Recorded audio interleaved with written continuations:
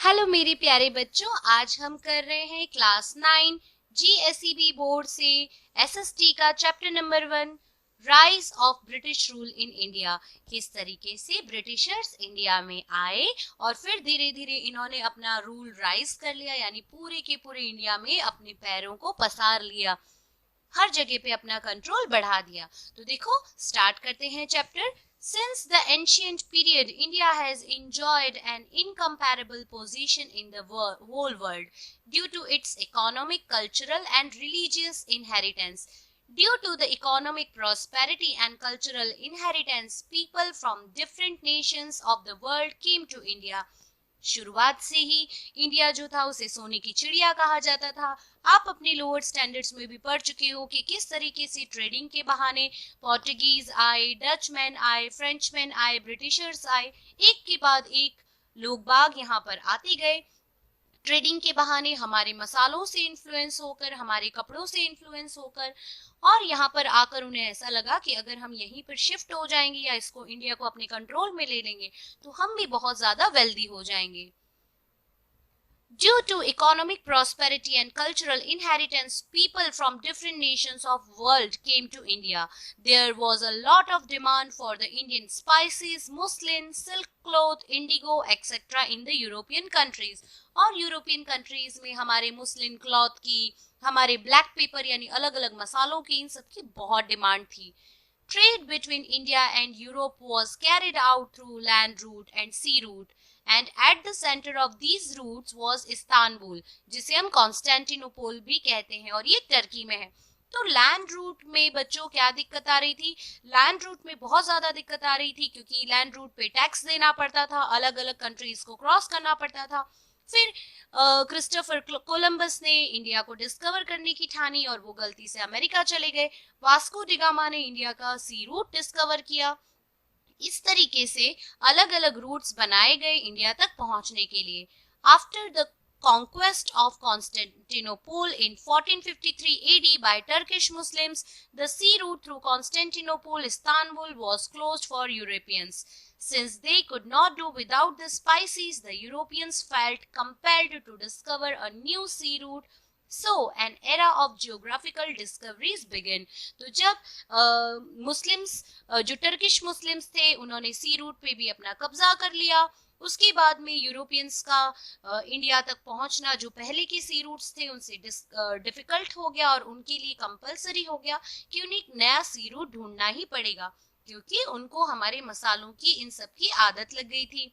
अब देखते हैं बच्चों किस तरह से इंडिया की तरफ, ये देखो मैप में आपको दिख रहा है कि किस तरीके से कालीकट, कोची, इंडियन ओशन। बच्चों चैप्टर नंबर 13 ज्योग्राफी में, जिसमें इंडिया की साइज और लोकेशन के हिसाब से बता रखा है किस तरीके से इंडिया के नीचे वाला ओशन का नाम इंडियन ओशन पड़ा, क्योंकि इंडिया ही एक कंट्री है जिसकी सबसे लॉन्गेस्ट मरीन कोस्टल लाइन है यहाँ पर, और सबसे ज्यादा कोई भी अगर शिप आएगा तो उसको इंडिया होते हुए आना पड़ेगा। इसीलिए इस ओशन का नाम जो इंडिया के नीचे है इसका नाम दिया गया इंडियन ओशन। तो अब देखते हैं किस तरीके से डिस्कवरी हुई सी रूट की to India. With the inspiration, encouragement and economic help from the Portuguese king, Prince Henry, some brave people began efforts to discover new sea route. Many great men tried to discover sea route to India, namely Bartholomew Diaz, who discovered the Cape of Good Hope. With the economic assistance from the King of Spain, Christopher Columbus began his adventure of discovering a new sea route. तो बहुत बड़े बड़े Portuguese king थे, Henry, और बड़े brave जो people थे उन लोगों ने मदद की, ब्रेव सेलर्स की, कि भाई आप जाइए इस एडवेंचरस टूर पे, आप एक्सप्लोर कीजिए, ढूंढिए और इंडिया तक जाने का रास्ता निकाल लीजिए, सी रूट बना लीजिए। which again came to a stop at an island presently known as West Indies. तो क्रिस्टोफर कोलंबस निकले अपने एडवेंचरस एक्सप्लोरिंग टूर पे, और उन्होंने एक आइलैंड पे जाकर वो रुके जिसका नाम आज है West Indies, situated in the Atlantic Ocean. Columbus, who had believed throughout his life that he had discovered a new sea route to India, Christopher Columbus जो थे, उनको जब तक वो जीवित रहे उनको यही लगा कि उन्होंने इंडिया खोज लिया है, लेकिन उन्होंने इंडिया नहीं खोजा था। दरअसल उन्होंने वेस्ट इंडीज खोज लिया था। Had actually discovered a new land. Since this clarification was made by Amerigo Vespucci, this new land began to be known as America. और इसीलिए अमेरिका की जो नेटिव लोग हैं उनको आज भी रेड इंडियंस कहा जाता है। तो क्रिस्टोफर कोलंबस ने अमेरिका ढूंढा था और उन्हें सारी जिंदगी ऐसा लगा कि मानो उन्होंने इंडिया ढूंढा था। The Portuguese sailor Vasco da Gama discovered the sea route to India in 1498 AD. When he reached Calicut in the western coast of India, he was welcomed by then King Zamorin and allowed to carry out business there. तो Portuguese seller जो थे Vasco D gamma, तो ये आपको याद रखना है, exam में पूछा जाएगा तो बताना है कि जो फर्स्ट सेलर थे जिन्होंने इंडिया का सी रूट डिस्कवर किया था वो थे वास्को डी गामा। ये पोर्टुगीज से थे और ये कैलिकट पोर्ट पे उतरे थे जो वेस्टर्न कोस्ट पे है। He was welcome by then king, उस समय के जो राजा थे जैमोरिन, उन्होंने इनको बिजनेस के लिए वहां पे अलाउ कर दिया था। Thus, this is considered as an important event in the world as this opened the doors for Europeans to come to India. और ये इवेंट बहुत ही important है क्योंकि इस इवेंट के कारण ही ब्रिटिशर्स, यूरोपियंस और हर कोई इंडिया तक पहुंच पाया। Arrival of Europeans to India, किस तरीके से अब अलग अलग यूरोपियन कंट्रीज से लोग आने लगे इंडिया में। Arrival of the British and establishment of trade centres, तो कैसे ब्रिटिश आए इंडिया में और उन्होंने अपने ट्रेड सेंटर्स यहाँ पे खोले। The Portuguese were the first to arrive in India for trade after the discovery of the sea route to India. Within a span of 100 years, the Portuguese took control of several territories like Diu, Daman, Goa, Kochi, Malacca, etc. तो 100 साल के अंदर ही जो Portuguese थे उन्होंने पहले तो trade करने के बहाने आए और उसके बाद उन्होंने क्या किया, धीरे धीरे कंट्रोल करना स्टार्ट कर दिया। हमारी बहुत सारी टेरिटरीज, हमारी जगह जैसे दीव, दमन, गोवा, कोचीन, मलक्का, इन सबको उन्होंने अपने कंट्रोल में ले लिया। Inspired by the Portuguese success in trade, the Dutch from Holland, जो अब नीदरलैंड्स में माना जाता है बच्चों, तो ये डच लोग भी पीछे पीछे आ गए पोर्टुगीज के पीछे पीछे। इनको लगा कि जो पोर्टुगीज हैं ये बहुत सक्सेसफुल हो रहे हैं अपने बिजनेस में, इंडिया से बहुत ज्यादा कमा रहे हैं। And the Danish from Denmark, अब ये भी आ गए इंडिया में ट्रेड करने। The British traders established the East India Company to carry out trade with India. In 1600 AD, when Queen Elizabeth of England gave the permission to the East India Company to carry out trade with the eastern countries, the first ship under the leadership of Captain William Hawkins arrived in Surat. तो सबसे पहले जो queen Elizabeth थी उस समय की जो रानी थी, उन्होंने 1600 में ब्रिटिशर्स को परमिशन दे दी कि आप जाइए इंडिया में जाके ट्रेड कीजिए। तो सबसे पहले कैप्टन विलियम की लीडरशिप में सूरत में पहला जहाज उतरा था। But due to the dominance of opposition from the Portuguese, they were not allowed to establish their trade there. और उस समय के जो मुगल एम्परर थे जहांगीर और पोर्टुगीज के जो ट्रेडर्स थे, उन्होंने किसी न किसी तरीके से एक दूसरे को कन्विंस कर लिया कि ब्रिटिशर्स को हम यहाँ पे अलाउ नहीं करेंगे। But finally East India Company got the permission from the Mughal Emperor, और फिर बाद में ईस्ट इंडिया कंपनी ने मुगल एम्परर को किसी तरीके से बटर पॉलिश करके, चापलूसी करके मना लिया और उन्होंने अपनी कंपनी एस्टैब्लिश कर दी। जहांगीर जो थे, and thus the British East India Company established its first trade center, Kothi, in Surat in 1613. Initially, the company established its trade centers in Surat, Bharuch and Ahmedabad, और शुरुआती दौर में इन्होंने अपनी ट्रेड सेंटर सूरत, भरूच और अहमदाबाद में बनाए थे। But due to the strong presence of the Marathas in this region, the company sensed danger to its existence and hence moved towards the south and east direction. और यहाँ पे जो मराठास की प्रेजेंस थी, कंपनी डर गई कि ये हमें ज्यादा दिन तक टिकने नहीं देंगे, इसीलिए इन्होंने क्या किया, अपनी जगह बदल ली और ये साउथ और ईस्ट डायरेक्शन में चले गए अपने सेंटर्स बनाने। इन्होंने सेंटर्स बनाए मछलीपट्टनम आंध्र प्रदेश में, सेंट जॉर्ज चेन्नई में, फोर्ट विलियम कोलकाता में। Mumbai became their headquarter in 1687 AD. The French East India Company arrived in India for trade in 1668 AD and eventually set up their trade centers in Mahe, Karaikal, Pondicherry, जिसको हम पुदुचेरी कहते हैं, Chandranagar, Machilipatnam, etc. In the 18th century, the English and the French were constantly busy establishing their rule in the entire world and conquering more territories. Between 1746 and 1763, there were three Mysore wars between the French East India Company and British East India Company in India, which the French East India Company lost, thus making easy the expansion of British East India Company. Thus, at the end of this battle for power, the Portuguese were left. अब क्या हुआ बच्चों, पीछे पीछे French east India company भी आ गई India में और उन्होंने भी अपने ट्रेडिंग सेंटर्स बना दिए माहे, कराईकल, पुदुचेरी, चंद्रनगर, मछलीपट्टनम में। अब क्या हुआ, ब्रिटिशर्स और फ्रेंचमैन आपस में एक दूसरे के कॉम्पिटिटर्स बन गए।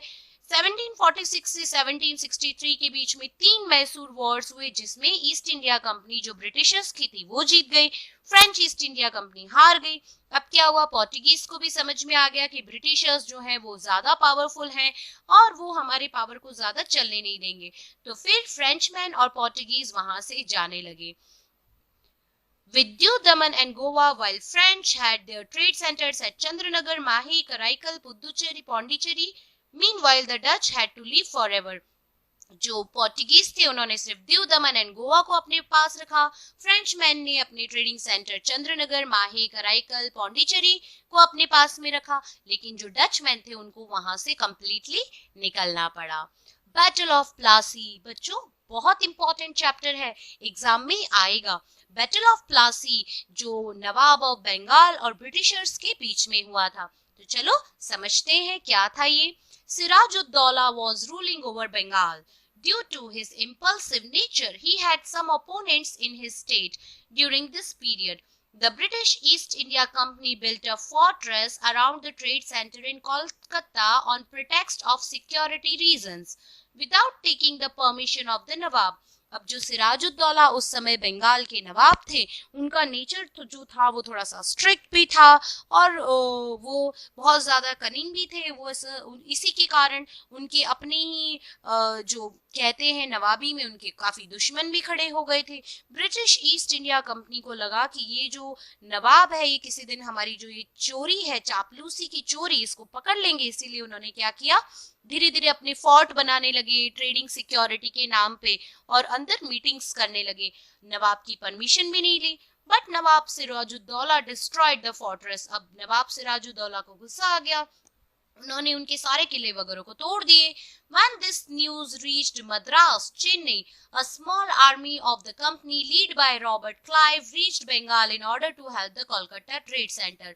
अब ये न्यूज मद्रास चेन्नई में पहुंची, जहां से रॉबर्ट क्लाइव की लीडरशिप में एक छोटी सी आर्मी को भेजा गया बंगाल के नवाब को सबक सिखाने के लिए।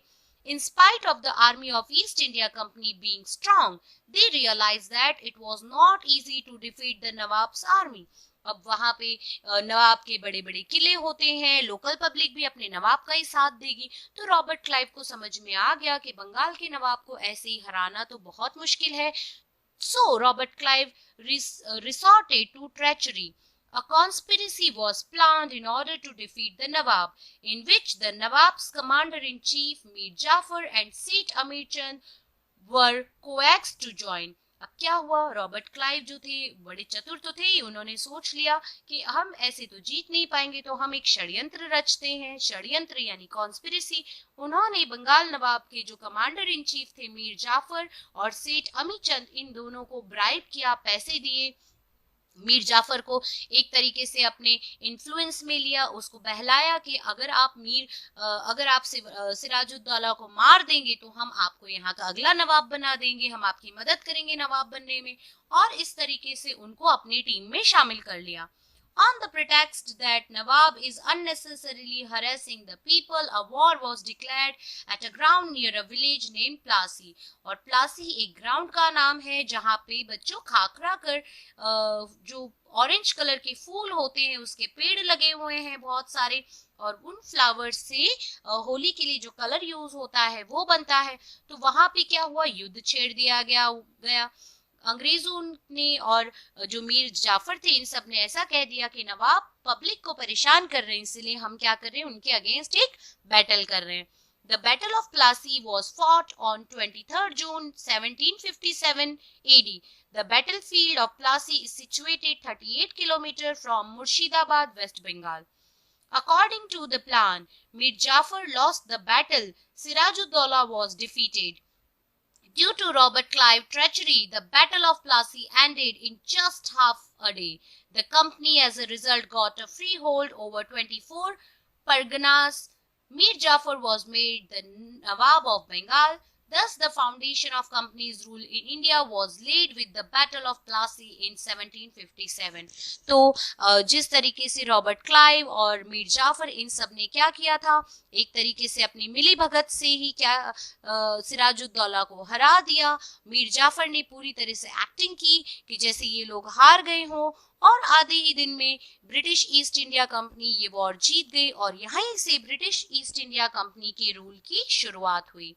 अब बच्चों, बैटल ऑफ प्लासी जीतने के बाद में मीर जाफर को नवाब तो बना दिया गया, लेकिन जो मीर जाफर था उसे ऐसा लगने लगा कि उसकी वेल्थ भी कम हो रही है, क्योंकि ब्रिटिशर्स जो थे उसको एक पपेट की तरह यूज करते थे, टैक्स पे नहीं करते थे। तो अब मीर जाफर जो था उसको भी वो ब्रिटिश ईस्ट इंडिया कंपनी के खिलाफ हो गया और एक नया युद्ध हुआ जिसको हम कहते हैं बैटल ऑफ बक्सर के नाम से जो फेमस है। The Britishers made Mir Jafar the Nawab of Bengal under different pretext, tried to extract plenty of wealth from him, और उसको अलग अलग उसके साथ में समझौते करके उसको वहां का नवाब तो बना दिया, लेकिन उससे बहुत सारे वेल्थ जो थे हड़प लेते थे। Due to their greed to gain more powers, the East India Company managed to dethrone Mir Jafar and made Mir Qasim the Nawab of Bengal. अब क्या हुआ, ईस्ट इंडिया कंपनी को लगा कि आज नहीं तो कल ये मीर जाफर किसी तरीके से हमारे रास्ते का रोड़ा बन सकता है, तो उन्होंने उसी के सन इन लॉ यानी दामाद को मीर कासिम को अगला नवाब बना दिया। Mir Qasim proved to be more ambitious than Mir Jafar and thus became a threat for the company. अब ब्रिटिशर्स ने सोचा कि अगर हम मीर जाफर को हटा के मीर कासिम को बना देंगे, मगर मीर कासिम तो एक नंबर का उस्ताद निकला, वो तो उनसे भी ज्यादा मीर जाफर से भी ज्यादा लालची था, तो अब वो मीर जाफर से ज्यादा थ्रेट बन गया था ब्रिटिशर्स के लिए। फिर hence Mir Qasim was removed and Mir Jafar was again made the Nawab. Mir Qasim took refuge with the Nawab of Awadh. During this time, the Mughal Emperor Shah Alam had come to Awadh. So, all three of them decided to join hands and fight the company unitedly and thus declared a war. अब क्या हुआ, मीर कासिम को हटाकर फिर से मीर जाफर को बना दिया गया वहां का नवाब। मीर कासिम जो था ये इस तरीके से वहां से भाग गया और उसने सोच लिया था कि मैं इस चीज का बदला लूंगा, तो वो अवध में चला गया। अवध के नवाब जो थे उनको और शाह आलम जो एम्परर थे उस समय मुगल एम्परर, उन दोनों को उसने अपनी टीम में शामिल कर लिया। तीनों ने अपनी फौज लेकर वॉर डिक्लेयर कर दिया। At Buxar, the East India Company fought against the United Army 22 October 1764. Buxar में ये युद्ध छिड़ा और तीनों आर्मी जो थी यूनाइटेड होकर उन्होंने ये फाइट की, लेकिन फिर भी ये हार गए अंग्रेजों के सामने। Thus, the company got the Diwani rights, right to collect revenue to Bengal, Bihar and Orissa. अब क्या किया, कंपनी ने एक नया राइट कानून बना दिया, दीवानी राइट, जिसका मतलब है वो जहां पे भी जाएगी, जिस भी राज्य को अपने कंट्रोल में ले लेगी, वहां पे वो किसी से कोई भी नाम पर टैक्स ले सकती है। तो इस तरीके से अब क्या हुआ, इंडियंस को समझ में आ रहा था, हर कोई ये सोच रहा था कि भाई अगर हम अंग्रेजों से लड़ेंगे तो हम हार जाएंगे, क्योंकि दोनों बार युद्ध हुआ, तीन राजा ने मिलकर युद्ध किया, लेकिन फिर भी ब्रिटिशर से जीत रहे थे। Expansion of the company rule, अब किस तरीके से ये company British east India company धीरे धीरे पूरे इंडिया को अपने कब्जे में कर रही थी, फैल रही थी। The English government passed a regulating act in 1773 AD. according to which the governor of Bengal was made the governor general and all the trade and political activities of the company were brought under this direct control. तो English government ने एक नया regulating act बना दिया 1773 AD में, और इसमें governor of Bengal जो थे वो गवर्नर सिर्फ बंगाल के नहीं बल्कि गवर्नर जनरल बन गए थे पूरे की पूरे ट्रेड एंड पॉलिटिकल एक्टिविटीज के। कंपनी और ने डायरेक्ट कंट्रोल ले लिया था। अब कोई भी राजा होगा उसकी जो भी वेल्थ होगी वो सब कंपनी के हिसाब किताब में ही लिखी जाएगी। The Mumbai Madras governor and his council were brought under him. Thus Warren Hastings जो पहले गवर्नर जनरल थे ब्रिटिश ईस्ट इंडिया कंपनी के become the first governor general of India. During his tenure का मतलब होता है जितने भी साल की उनकी ड्यूटी थी।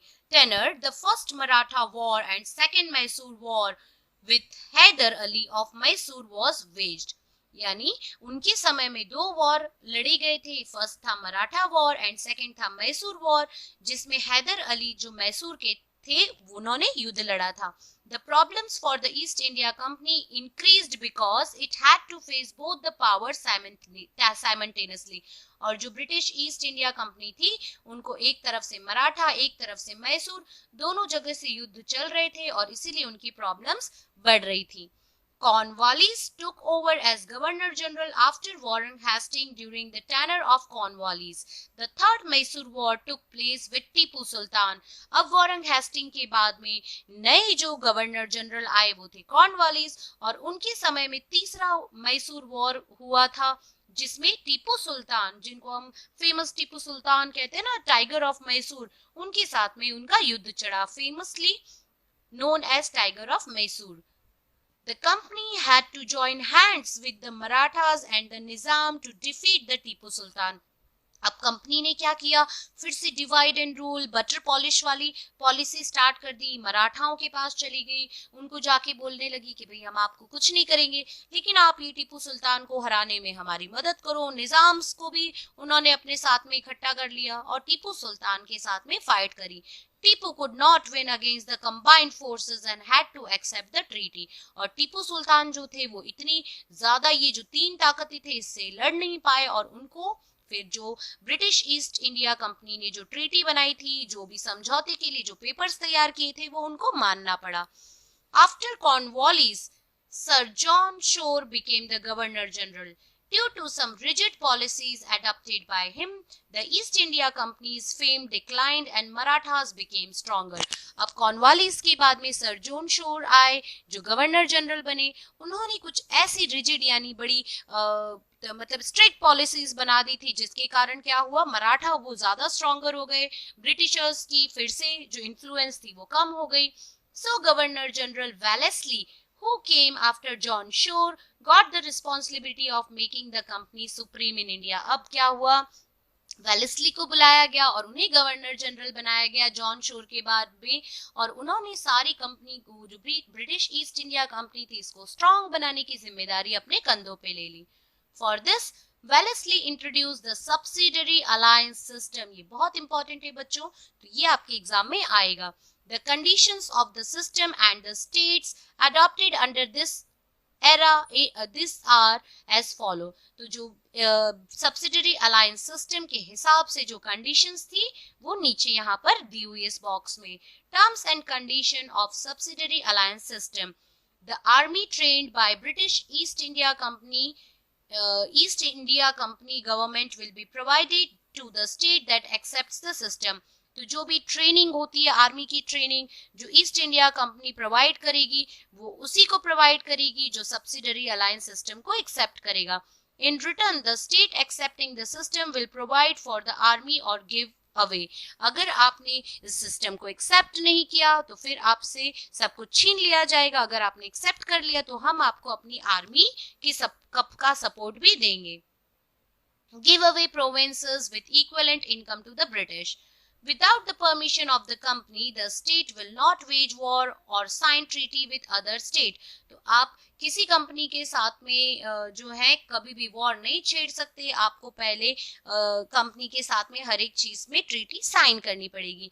There will be one English representative in the state assembly. हर एक स्टेट असेंबली में इन ब्रिटिशर्स का एक रिप्रेजेंटेटिव जरूर रहेगा, ताकि वो क्या करे, सारी बातों को सुन के क्या चल रहा है क्या नहीं चल रहा वो सब कुछ ब्रिटिशर्स को नॉलेज दे दे।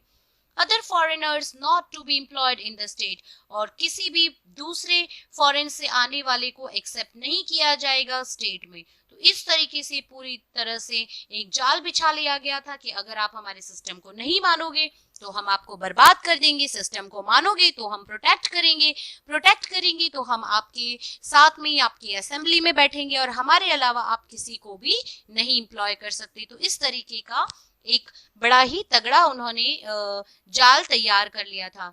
The states ruler who accepted the subsidiary alliance system, तो सब्सिडरी अलायंस सिस्टम कुछ स्टेट्स ने मान लिया था। निजाम ने मान लिया था, मैसूर, अवध, गायकवाड़, सिंधिया, भोसले, होलकर, इन सब ने सब्सिडरी अलायंस सिस्टम को मान लिया था। देखो किस तरीके से वेलेस्ली ने चालाकी से एक ऐसा जाल बिछाया जिसमें सारे राजा रजवाड़े आकर फंस गए थे।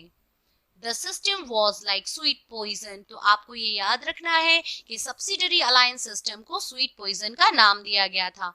By implementing this system, Wellesley annexed many provinces and expanded the rule of East India Company। और इस सिस्टम की इम्प्लीमेंट होते ही, इसकी शुरुआत होते ही वेलेस्ली ने बहुत सारी जो राज्य थे वो हड़प लिए और अपनी ईस्ट इंडिया कंपनी का रूल को एक्सपांड कर दिया। Governor General Wellesley asked Tipu Sultan to accept the subsidiary alliance system, which he refused. For declining the alliance system, the company, with support from Nizam, attacked Mysore in 1799. During this fourth Mysore war, Tipu lost his life while fighting against the British. तो अब चौथी बार जो war हुआ मैसूर के साथ में, उसमें टीपू सुल्तान के साथ में फिर से फाइट हुई ब्रिटिशर्स की, और इस बार ब्रिटिशर्स को निजाम का सपोर्ट मिल गया। और सब्सिडरी अलायंस सिस्टम को ना मानने पर इस बहाने से ब्रिटिशर्स ने वॉर छेड़ दिया, और इस बार चौथे वॉर में टीपू सुल्तान की जान चली गई ब्रिटिशर्स के साथ में लड़ते लड़ते। After Wellesley, Hastings came to India as Governor General. He waged a war with Nepal and made the Gorkhas to join the army. अब हेस्टिंग आए, हेस्टिंग ने क्या किया, नेपाल के साथ में युद्ध छेड़ दिया और नेपाल के जो गोरखा थे उनको फोर्स कर दिया कि भाई आपको आर्मी ज्वाइन करनी पड़ेगी। Hastings fought a battle with the Pindaras and took control over them। अब पिंडारास जो उस समय के लोग होते थे उनके ऊपर भी उसने वॉर छेड़ दिया और उनके ऊपर भी कंट्रोल कर दिया। With the third Maratha War, the supremacy of company was established। और तीसरे मराठा वॉर के बाद तो मराठा जो थे उनका इन्फ्लुएंस भी कम हो गया और फिर से ब्रिटिश ईस्ट इंडिया कंपनी एक सुप्रीम पावर के साथ में उभर के आ गई। In comparison to the earlier governor generals, William Bentinck is known as a liberal governor general। और इसके बाद में जब विलियम बेंटिक आए तो ये कहा जाता था कि बाकी जितने भी गवर्नर जनरल आए उनमें से विलियम बेंटिक जो है वो लिबरल थे, अच्छे थे, ज्यादा कठोर नहीं थे। Bentinck believed that the dissatisfaction in different states due to the imperialist policy adopted by the previous governor generals could not bring about any unity, so he was very liberal in his deeds। William Bentinck का ये मानना था कि जो previous governor generals थे उनके जो भी अत्याचार यहाँ पर हुए हैं, इससे एक डिससेटिस्फैक्शन यानी लोगों के बीच में ब्रिटिशर्स को लेके एक तनाव पैदा हो गया, वो उससे खुश नहीं है और अगर ज्यादा दिन तक ऐसा चलता रहा तो यहाँ की यूनिटी खत्म हो जाएगी और इसीलिए वो हमेशा लिबरल रहे। Dalhousie came to India as the Governor General in 1848. He was a fierce imperialist. Dalhousie adopted the policy of annexation for the expansion of the company and British imperialism in India।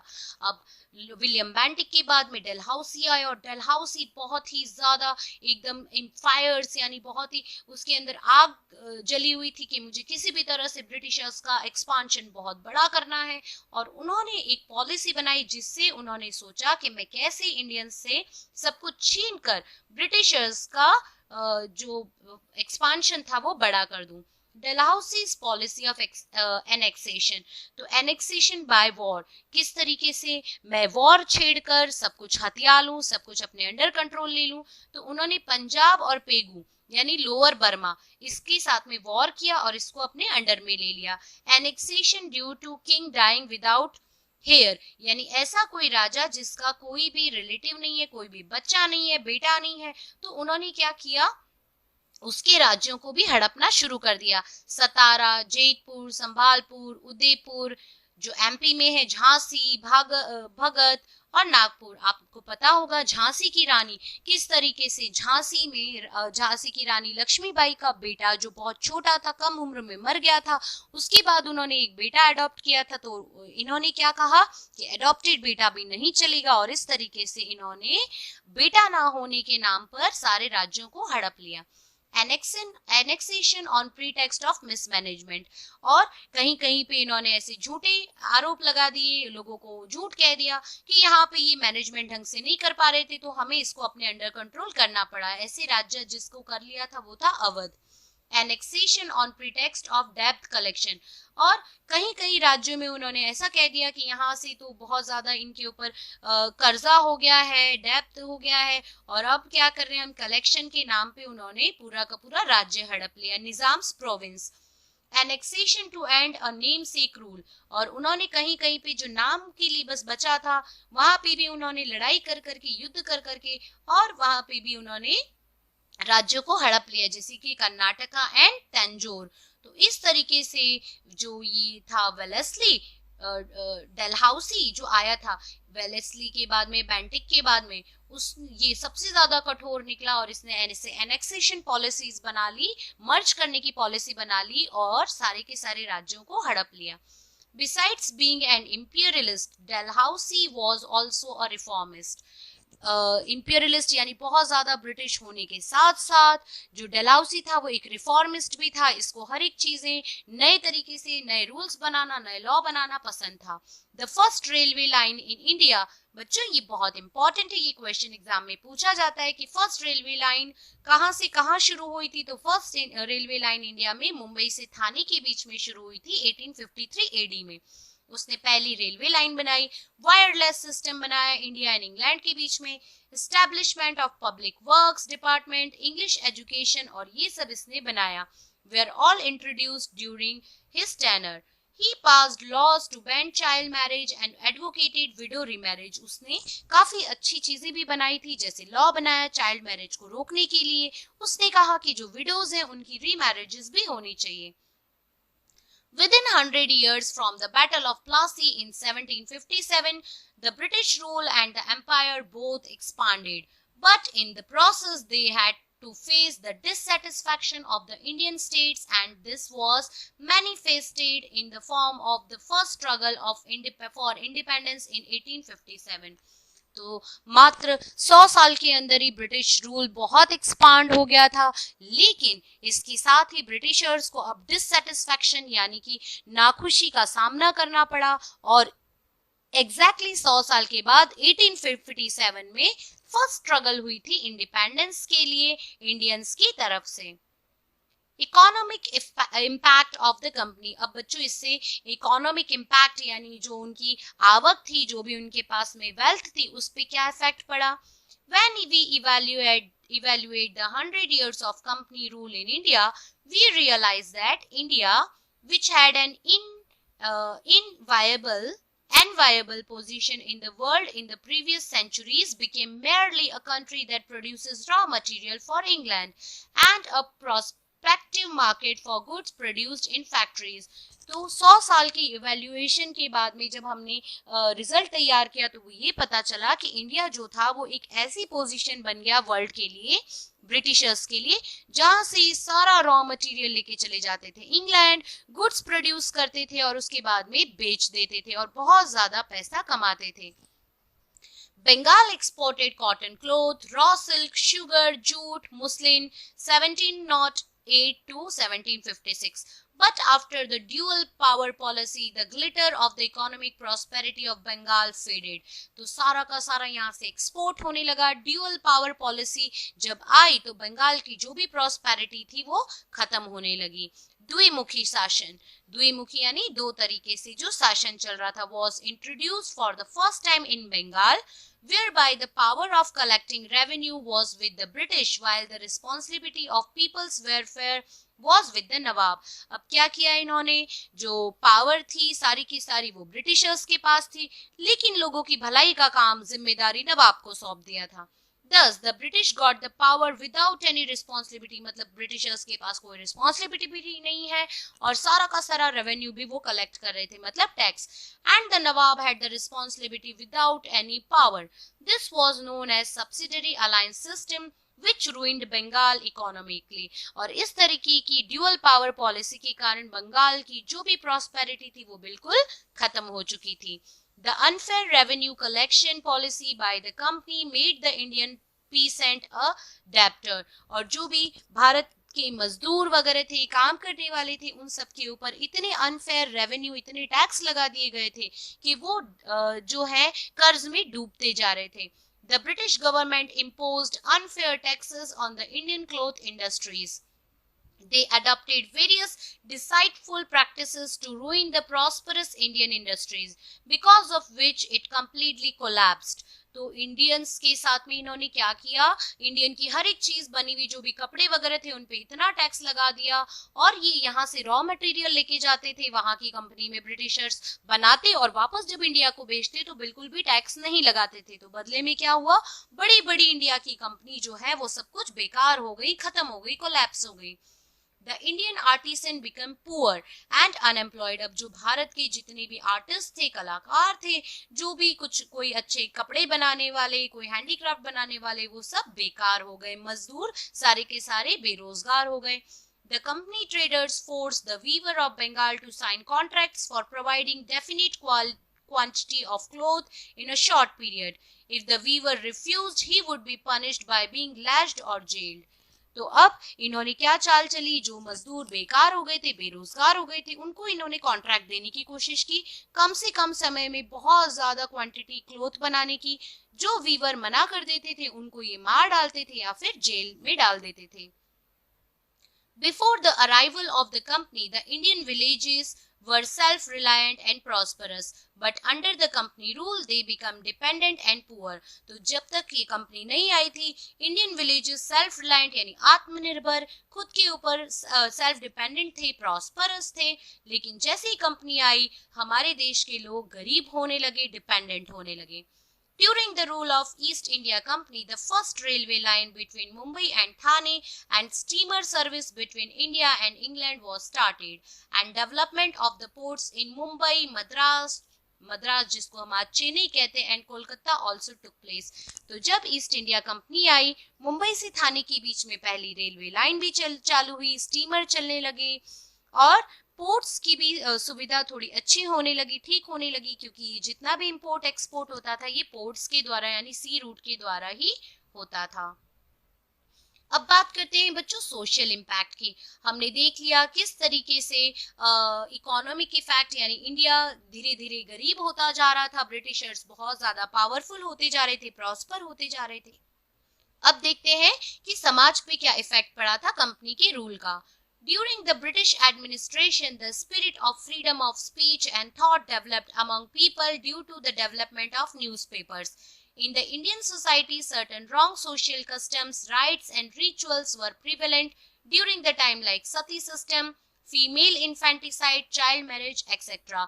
तो British administration के समय पे ये सब पता चला कि freedom of speech की वैल्यू क्या है, किस तरीके से रहना चाहिए, न्यूज़पेपर बनना स्टार्ट हुए, इंडियन सोसाइटी को समझ में आने लगा कि किस तरीके से उनके रॉन्ग कस्टम्स थे, सती प्रथा, फीमेल इन्फेंटिसाइड यानी अगर जिनकी बेटी घर में पैदा होती थी उसको मार दिया जाता था, छोटे बच्चों की मैरिज, चाइल्ड मैरिज। राजा राम मोहन रॉय, दुर्गा राम मेहता, बेहराम जी, मलबारी, इन सब ने बच्चों ये सब रिफॉर्मिस्ट थे, इन्होंने इन सब गलत चीजों के खिलाफ आवाज उठाई। Were the stalwarts whose role was instrumental in getting the laws passed by with the help of Britishers। और इन लोगों ने ब्रिटिशर से रिक्वेस्ट किया कि ये जो रॉन्ग प्रथाएं चल रही है इंडिया में, आप फोर्सफुली या कैसे भी इनको बंद कराएं। As the administrative framework in India was analgized, there was a demand for people with knowledge of English। English education began to be imparted in India due to Lord Macaulay endeavours, as recommended by British Charles Wood. Universities were established in Mumbai, Madras and Kolkata. तो अब जैसे Britishers यहाँ India में आके रहने लगे, इनकी families रहने लगी, तो इनको अब जो काम वाले थे, इनको जिनके साथ में रहना था, उनको इंग्लिश की नॉलेज हो, इनको ये ऐसा महसूस हुआ और इसीलिए लॉर्ड मैकॉले के समय में उन्होंने बहुत ज्यादा फोर्स किया कि यहाँ पे यूनिवर्सिटीज एस्टेब्लिश की जाए जो इंग्लिश एजुकेशन प्रोवाइड कर सके. A whole class of people with knowledge of English developed because of English education with the passage of time. This group made demands for social reforms and gave momentum to the process of reforms.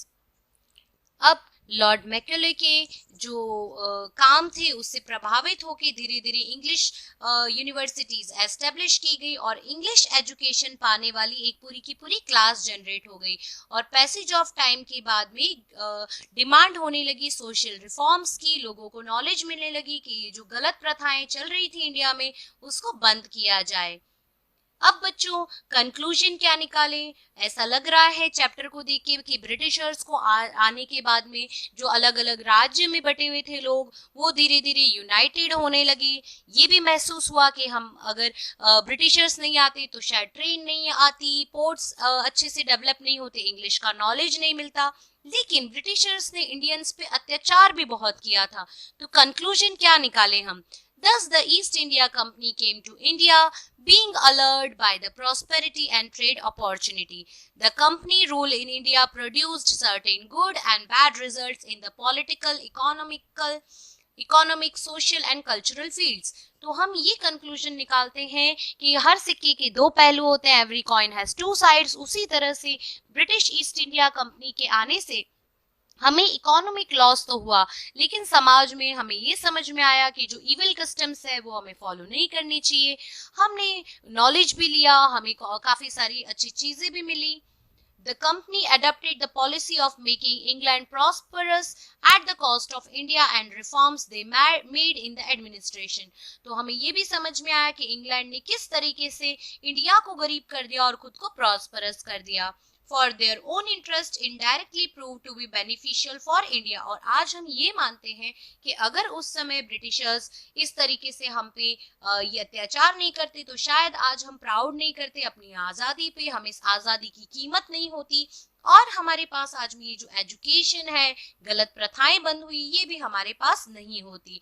तो बच्चों यहाँ पे हमारा ये chapter finish होता है. Chapter समझ में आया हो, पसंद आया हो तो please like, share and subscribe your favourite channel knowledge is wisdom.